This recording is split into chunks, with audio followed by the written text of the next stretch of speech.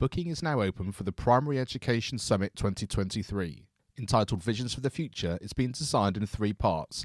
The free Christian Schiller lecture presented by Dr. Neil Hawkes, entitled Values-Based Education, the Beating Heart of Primary Education.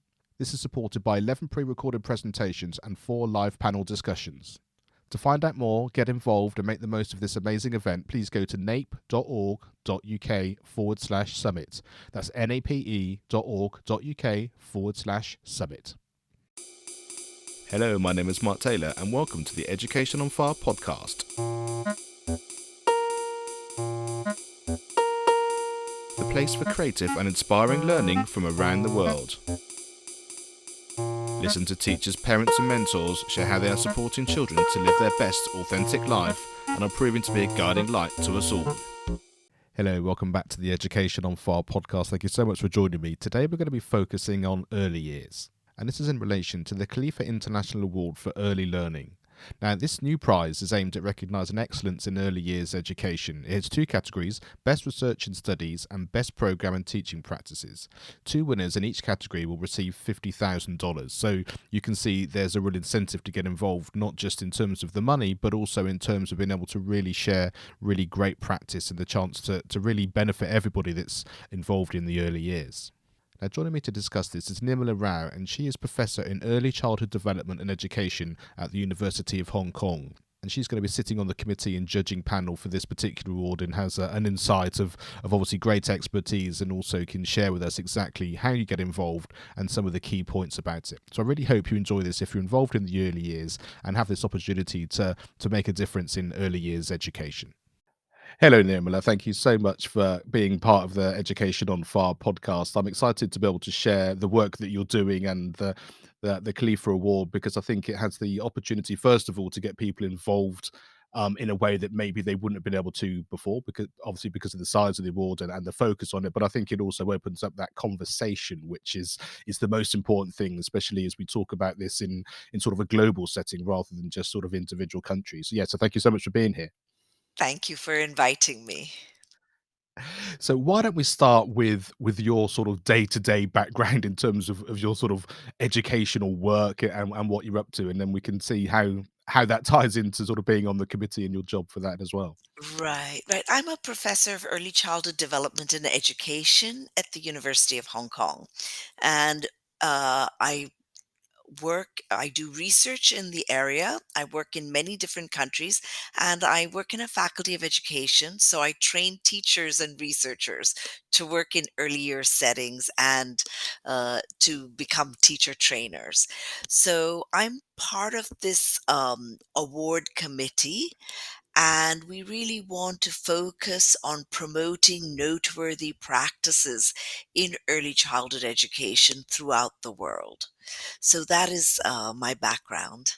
So the idea, like we said, about that global idea and being around the world, in sort of your experience in what you've been able to sort of witness over your sort of professional years, is there sort of those sort of common themes, or is there also with that sense of, this has come from this particular part of the world, which maybe someone wouldn't have thought of from a different place, but then can sort of be integrated?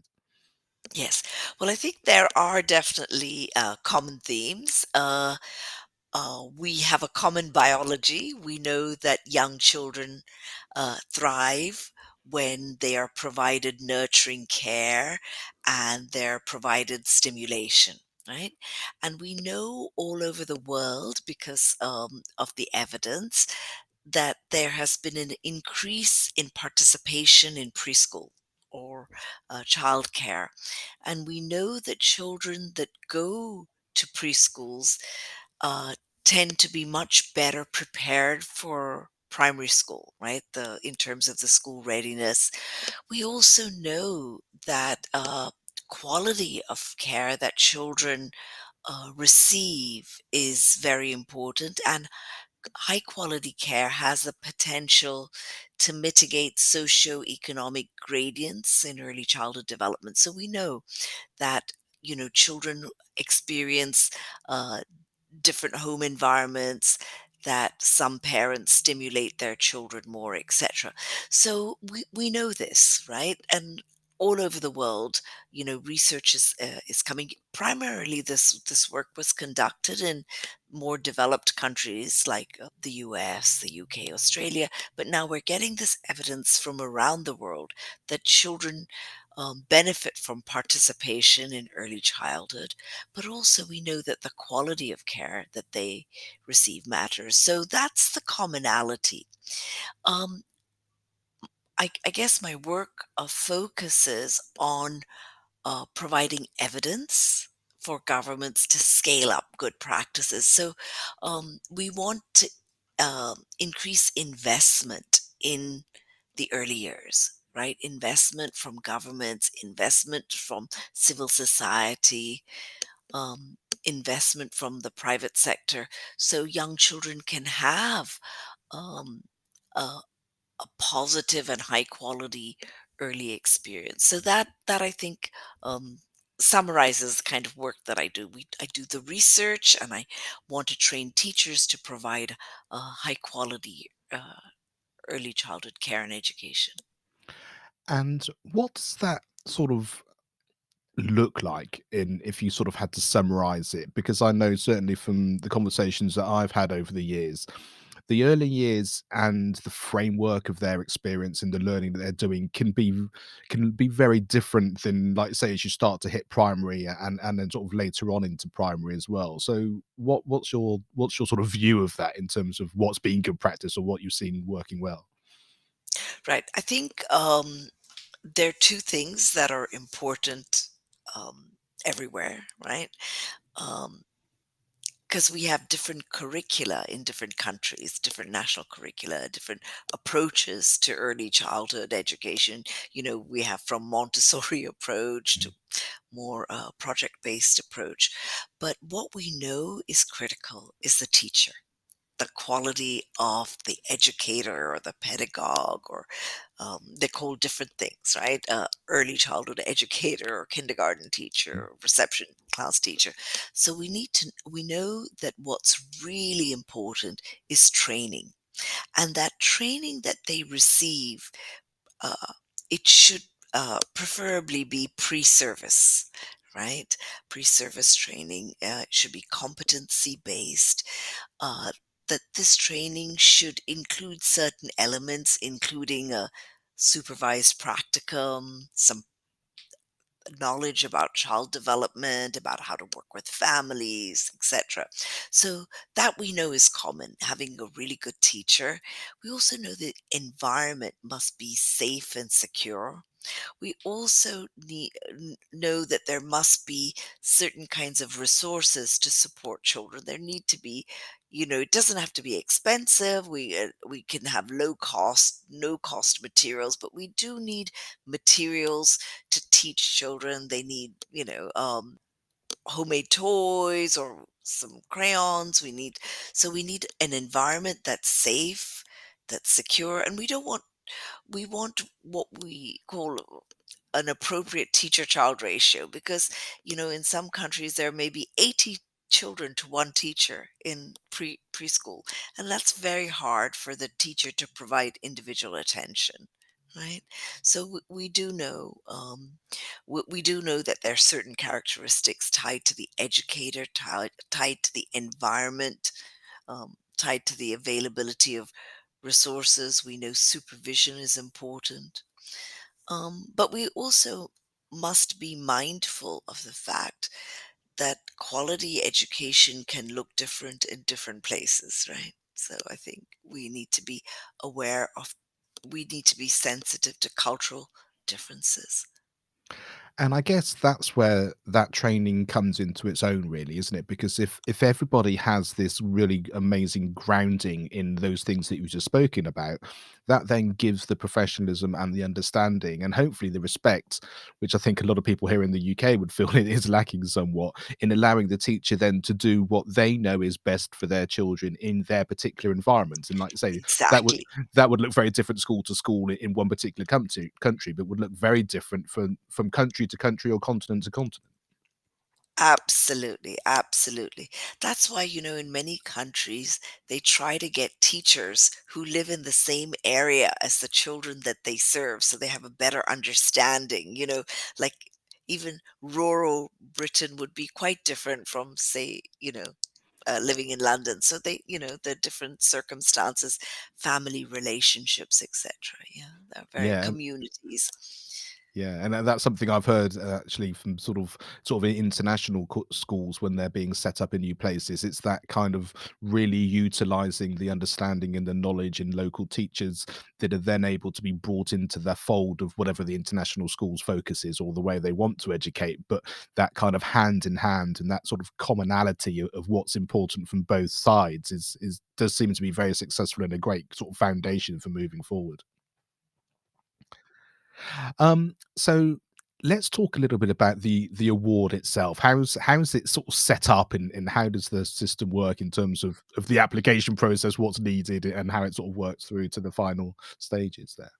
Okay, so this is the Khalifa Award for Education, and it started in the UAE, and there are two categories for the award. One is the best research and studies, and the other one is the best programs, curricula, teaching methodologies, and practice. Right. So basically, uh, the what we really want to do is we want to spread noteworthy practices, and we want to recognize good research wherever it has been conducted in the world. We want to enhance the status of early childhood education. You yourself just alluded to the fact that sometimes the field of early childhood education doesn't get the respect. The teachers feel that doesn't they don't get the respect that they deserve because it doesn't have the status of secondary school or primary school, right, in many countries. So, what we wish to do is recognize good research, recognize good teaching practice, um, especially ones that are scalable, that can be taken to other places and can be used to enhance the experience of young children and promote high quality early childhood care and education. So there are, um, as I said, two prizes in each category. Each is about 50,000 US dollars. So we're talking about 200,000 US dollars in prize money um, to identify and disseminate good practices in early childhood. So there's a website. The application is online. The deadline is the February 28th of 2023. And we really wish to get lots and lots of entries and from all parts of the world so we can showcase what our teachers and researchers and early childhood educators do. Yeah, and I think that really solves the problem of what we said to begin with, wasn't it? Is that a lot of it is actually just spreading the word of what is amazing practice going on already, and this is a way of kind of like say putting all this in a place where people can go and then see what that is. So for those that do go to the website and do the application process, they basically are telling you what it is that they do, how they do it, I guess all those sorts of things which you're then able to look at. And so how many people are kind of looking at it and how do you sort of come to the conclusion of which ones then obviously move through the system as it were towards the award and I guess also if you see some other ones which are very good but don't have that award, they still get the opportunity to be heard. Right. I think I'd like to emphasize one thing is we're looking for evidence that shows that their work is good, right? So they have to be able to document their good practice or their good research. So you can't just say, "Oh, I've developed this curriculum and it's wonderful." We would like to see some evidence of this, whether it's from observations or we need to see evidence of the effectiveness of the practice. So I think so what happens is I'm joined on the committee by a group of august academics and early childhood specialists, including Professor Iram Siraj from Oxford University, Dr. Steve Barnett from the National Institute of Early Education at Rutgers University, from Fatma Ahmed Abdullah Al Bastaki from the Emirates School establishment of the Ministry of Education, and Dr. Yana Fleming, who's the Director of Early Childhood Development at the Salma bint Hamdi Foundation in Abu Dhabi. So we will go through the applications, and we'll obviously, like any um, jury, we will have our criteria laid down, and it'll be done i- by a committee. So we're really hoping to get outstanding applications for the prize. Yeah, yeah, and once the prize is or organized from your point of view in terms of that, how does that then look in terms of then, like, say, disseminating that good practice and that people being able to sort of follow that journey? What will happen is obviously there'll be a prize giving, and then uh, the award committee, as well as the organization, the foundation, they will spread the information, and also make sure it. So we rely on professional networks in early childhood, international and regional and national networks. Um, s- and we have good connections with them. So we're working with them, we'll disseminate this information to these professional networks, and they will help us also to reach teachers, right, and policymakers, etc. So we will disseminate it through news, through professional magazines, through networks. Yes. And I really like that sort of emphasis there, because in order for change to happen or for people to be able to take this on board, like I say, there are multi levels of people that are doing it. It might be a whole policy that would benefit from that change, or like you say, or it might be a teacher that's able to take some of this on board. So it really is that sort of wide ranging, isn't it? Absolutely. And I think we all recognize that in education, that change can be bottom up or top down, right? So sometimes, we learn from the teachers are so innovative. They learn from discussing with each other. They work together. We talk about communities of practice, and they share. And this is a good way to do this. This is what we're really hoping, right? That we're looking at bottom up as well as uh, bottom up practices that can be scaled up and taken up. Yeah, yeah, yeah, exactly. And I think that's the thing, isn't it? Then anybody listening can think, "Oh, I'm part of this," and how you then want to sort of go through that application process in terms of being able to, like I say, as long as you fit the criteria and you're able to do it, you can see it and implement it in different ways. Um, in your experience, do you often find that the things that you come across in this sort of scenario of having a committee and an organization that's sort of fronting this, do things surprise you anymore? As in, I hadn't even thought about that, or it's so far off of my knowledge that that's just amazing. Or is it usually incrementally, I've sort of seen the idea of this before, but I've may not seen it put in practice in the same kind of way? Um, I think sometimes I get surprised, when we work on committees, because I think teachers and in schools where very can be very innovative and creative.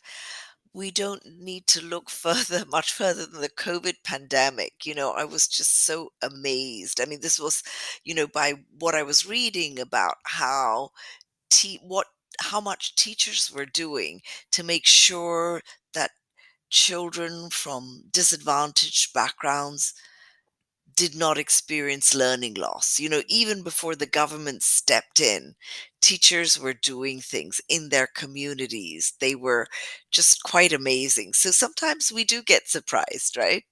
And like I say, it is interesting, isn't it, when something comes completely left field like that? I mean, it shouldn't take a pandemic for people to suddenly have to do things differently, but it's amazing what people can do when is really necessary. And I think a lot of the time it's we know that the early years needs more funding, like you say, it needs more focus, and we know that it will make a massive difference, obviously, to the children and the staff involved in early years now. But from a government point of view, it has a massive implication on the way society looks Absolutely. going forward. And so it is a kind of a crisis point in terms of we can make a big difference now, but because, like I say, unless there's an immediate need for something, you don't quite get that change as probably it should be. Right. Absolutely. Yeah. And what do you think would make the biggest difference to maybe, like say, that approach and that kind of perception of people about the early years in terms of making a big enough difference that, like I said, would make societal change for the positive going forward? So I think there's not one silver bullet, right? To have positive change, we need to have what we call a sustainable early childhood system, right? We need to have really good implemented policy that's supportive of families. We need to have um, a really committed and supported workforce, right? We need to have a really relevant curriculum and appropriate pedagogy for young children. We need to get families and communities on board, right? So I think there's just not one thing we can do. We have to look at it together. Um, but one of the things that I think that we've realized, particularly during the pandemic, is how important parents are in the education of young children, right? And how, I mean, we've always known that parents are important. We've always said you're taking a book home, literacy hour, in school, literacy hour, but also reading it at home, etc. But I think we realize how much we have to work in partnership with parents because we didn't want uh, preschool age children to have online classes or Zoom classes like we had for the older kids. And our strategy was to work with parents to work with their kids. And that made us realize how much, uh, how much, how important it is for us when we're training teachers, when we're in kindergartens or in preschools to actually support parents.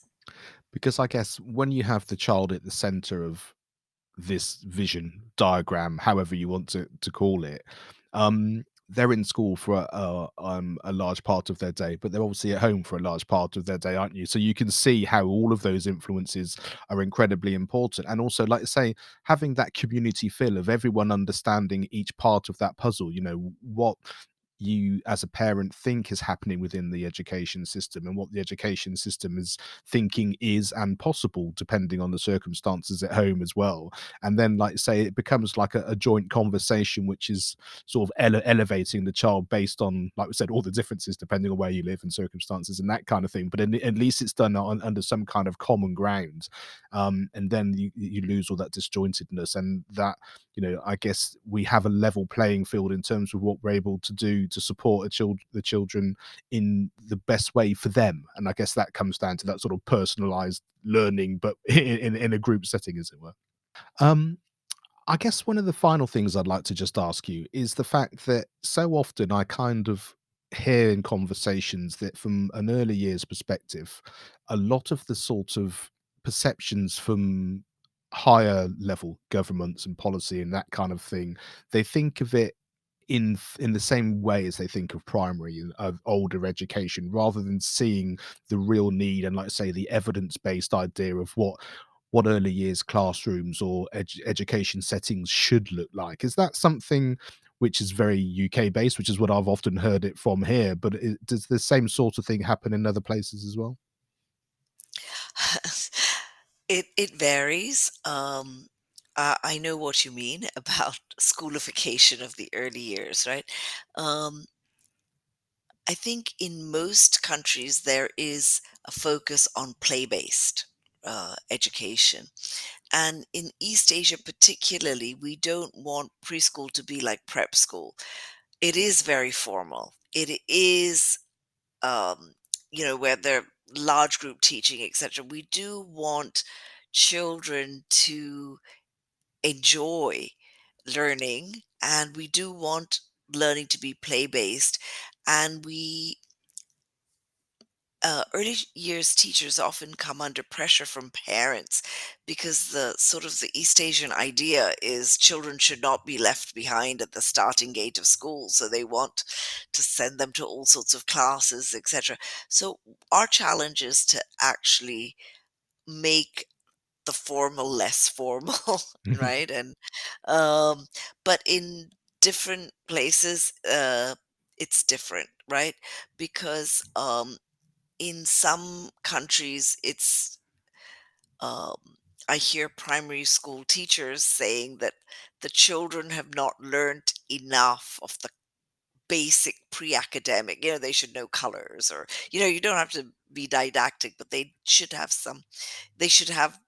the elements of spatial thinking and understanding, etc. So they actually miss that. So we have to be aware that there are different views, right? One is like early childhood should be preparing children for formal primary school, so we should have more literacy and numeracy, etc. And it should be more formal. On the other hand, it should be totally play based, and so we need to have a middle ground, really. I guess that makes sense. And the thing that just struck me, which always fills me with a little bit of real encouragement, is the fact that I think the things that we've discussed so far help fix that problem. Like say, if there's a dialogue between home and school, if there's a dialogue between teachers, if there's a dialogue across countries and areas and continents about all of these things, then everyone starts to see the common ground and the common themes and the reason why, understanding how this is in our school as opposed to how it might look different somewhere else, but actually we're on the same page. We're just different because of culturally or where we are geographically, or the fact that our education system in the older years does look different, so we need to tailor it a little bit differently, because we haven't, like I said, there isn't that silver bullet that changes everything, but we have the skills and the understanding, and it looks like this here because, and whatever that happens to be. And so I think, like you say, the understanding the child's at the beginning, and the center of everything that we do, having that communication and that dialogue is going to make the really sort of biggest difference. And I think that way, that's universal. That's just about communication and conversations, and sharing the practice that you want to do either side, like say from home or in school as well. And that's a very uplifting kind of feel, I think, which is incredibly exciting. So let's just round it up to make sure that everyone's got all the key dates. So it was February the 28th was the date you need to make sure you've got everything in the application form, and, Uploaded, and yeah, everything done, yeah. uploaded. Exactly, that's a good one. Thank you. And the website, where is it that they need to go in order to do it? And we'll make sure we've got a link to this in the show notes as well. Yes, yes, yes. EL.KHAWARD.AE.